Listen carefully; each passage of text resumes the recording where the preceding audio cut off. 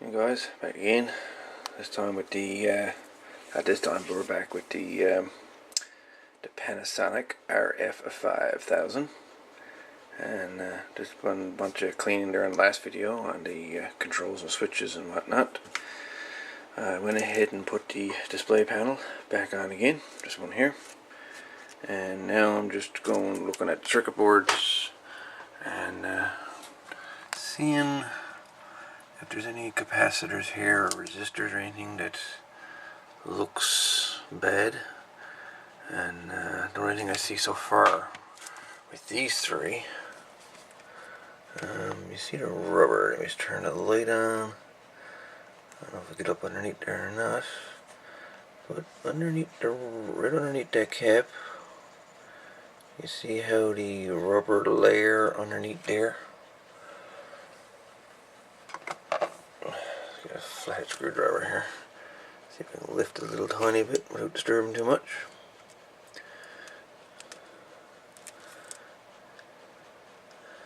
But right under there, this plastic rubber part here, seems like it's after popping out from underneath the from under the capacitor. So I may have a bad capacitor right there. So what I'm planning on doing, I already tried moving the board, moving the 4 screws, but this board just doesn't seem to want to come out of here.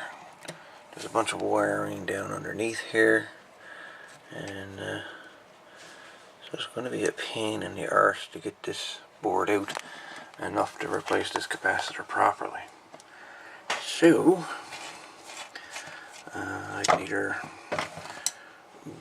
desolder some wires and see if I can get her out, or I can try and get my soldering iron up underneath the board here and see if I can remove this capacitor.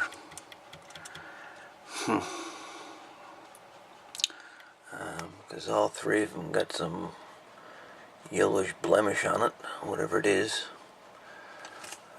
This capacitor here, as you can see, has also got, like, it might have shot out something, hard to tell. So I think somewhere along the lines that capacitor went out. She shorted out, overheated, whatever they do. She spilt her beans. So I'm thinking this one needs to be replaced, but if I can, I'm going to replace 3 of these to get it done. And I haven't looked at this board too hard yet, but nothing seems to be too out of the ordinary here. And if we get this board out, I'll probably end up replacing all the capacitors on that board as well. That one looks like it might be a bit easier to get apart here. So I'll try and replace all the caps on that board. But right now, this one here has got to go for sure. If I can get the board out sensible, I'll end up replacing all those capacitors in there as well. But first, got to figure out how it is to get this board, alleviate this board from the chassis enough to be able to get underneath here to do some soldering to get this cap replaced. So I guess that's the story of this video. How in the hell you get that board clear? I guess we're soon going to find out. Maybe. Alright guys, so I managed to replace 3 of the capacitors here. It was a chore. Not really a chore, I suppose, but kinda.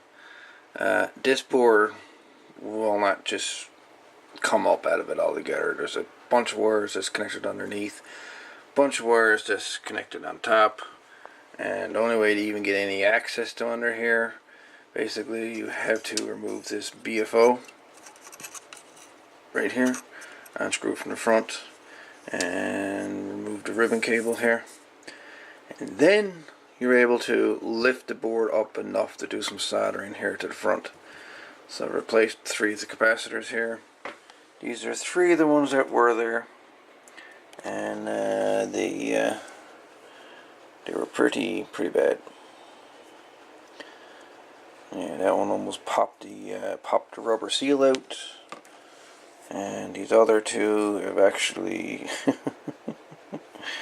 they're not round anymore. They're bulged, not on the top, but on the sides. So yeah, so 3 of those were bad. So makes you wonder what else is bad. There's one capacitor here that I want to remove, but there's no way to get at it.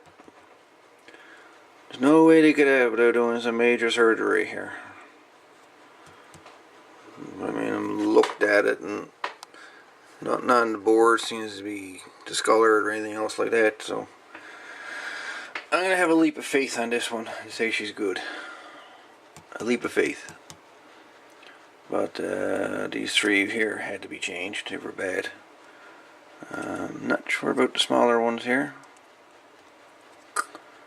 I'm assuming this board is probably the audio amplifier. I would hazard a guess. This is the audio amplifier board.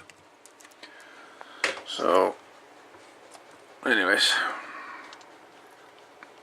the original caps were 470 UF at 10 volts. I got her 470 UF at 35 volt.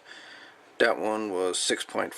I got her at 35 volts. This one here was at 6.5. I got her at 16. So there's a couple of capacitors that kicking around. They were okay, so I just put them in the circuit instead of these guys. Anyways, I must see if I can put her back together here and see if I got any more life out of her than what I did. So, anyways, stand by.